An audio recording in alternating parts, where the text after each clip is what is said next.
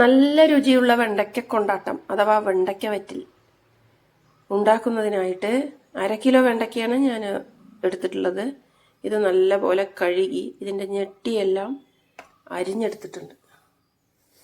ഇനി ഇത് വട്ടത്തിൽ നമുക്ക് കനം കുറച്ച് അരിഞ്ഞെടുക്കാം. വേനൽക്കാലത്ത് ഇത് ഉണക്കി എടുത്തു വെച്ചാൽ നമുക്ക് മഴക്കാലത്തേക്ക് നല്ല രുചിയോടുകൂടി കഴിക്കാൻ പറ്റും. കുട്ടികൾക്കൊക്കെ ചോറ് കൊടുത്തയക്കാനും പറ്റും. മാത്രമല്ല ശരീരത്തിന് വളരെ നല്ലതും ആണ്. ഇപ്പോൾ വെണ്ടയ്ക്ക ഇങ്ങനെ നുറുക്കിയെടുത്തിട്ടുണ്ട്, വട്ടത്തിൽ അരിഞ്ഞെടുത്തിട്ടുണ്ട്. ഇനി നമുക്കിതിലേക്ക് പാകത്തിനുള്ള ഉപ്പ് ഇങ്ങനെ വിതറി കൊടുക്കാം.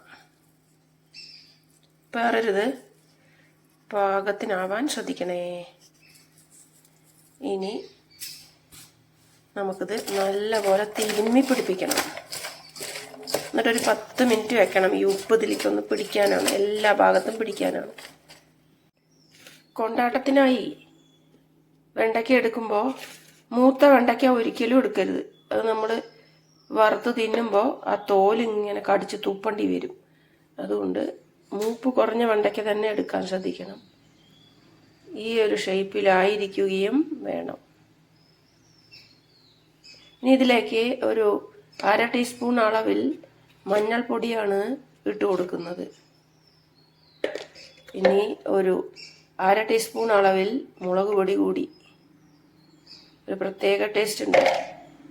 അതിനുശേഷം ഇത് നല്ല പോലെ നമുക്ക് കുഴച്ചെടുക്കാം. ഇപ്പം മഞ്ഞൾപ്പൊടിയും മുളക് പൊടിയൊക്കെ ചേർത്ത് ഞാൻ കുഴച്ചെടുത്തിരിക്കുകയാണ്. ഇനി ഒരു സ്വല്പം വെള്ളം ഒന്ന് തളിച്ചു കൊടുക്കാം. അത് എല്ലായിടത്തും ഈ മഞ്ഞൾപ്പൊടിയും ഉപ്പും മുളകും ഒന്ന് കിട്ടാൻ വേണ്ടിയിട്ടാണ്. അപ്പം ഇനി വീണ്ടും ഇത് ഞാൻ ഇങ്ങനെ കുഴച്ച് കൊടുക്കുകയാണ്. കൈവച്ച് തന്നെ കുഴയ്ക്കണം, നല്ലപോലെ കുഴയ്ക്കണം. ഇപ്പോഴും ഇതാ ചില വെണ്ടക്കയിലൊക്കെയാണ് ഈ മുളക് പിടിച്ചിട്ടുള്ളത്. അതുകൊണ്ട് വീണ്ടും നമ്മൾ എല്ലായിടത്തും എത്തും വിധം ഇങ്ങനെ കുഴച്ച് കൊടുക്കണം. നല്ലപോലെ കുഴച്ചെടുത്ത ഈ വെണ്ടയ്ക്ക നമുക്ക് ഇഡ്ഡലി പാത്രത്തിൻ്റെ തട്ടിലേക്ക് ഇട്ട് കൊടുക്കാം. 2ാമത്തെ തട്ടാണ് ഞാൻ എടുത്തിട്ടുള്ളത്. വാഴയിലയിൽ നമുക്ക് ഈ വെണ്ടയ്ക്ക ഇട്ട് കൊടുത്ത ശേഷം 10 മിനിറ്റ് ആവി കയറ്റണം. നമുക്കിതിനി ഇതിലിട്ട് വേവിക്കാം. ഈ ഒരു ഉപ്പും മുളകും മഞ്ഞളും ഒക്കെ ഇലയില്ലെങ്കിൽ വെള്ളത്തിലേക്ക് ചാടിപ്പോവും. വെണ്ടയ്ക്കൊക്കെ ഒരു വഴുവഴുപ്പൊക്കെ ഉണ്ട്. അതൊക്കെ നമുക്ക് വേവിച്ച് കഴിഞ്ഞ് നോക്കുമ്പോൾ പോയിട്ടുണ്ടാവും. ഇനി ഇതിങ്ങനെ ഇട്ട് കൊടുക്കാം.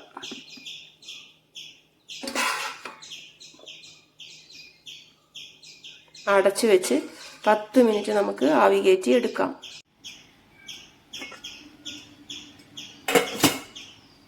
ഇപ്പോൾ 10 മിനിറ്റ് കഴിഞ്ഞിരിക്കുകയാണ്. ഞാൻ തീയെ ഓഫ് ചെയ്തു.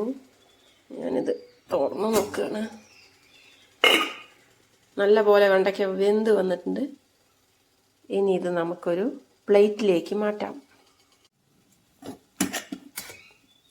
ഇതിൻ്റെ ആ വഴുവഴുപ്പൊക്കെ കുറഞ്ഞു വന്നിട്ടുണ്ട്. ഇതിന് ഉണങ്ങുമ്പോൾ നല്ല രുചിയായിരിക്കും.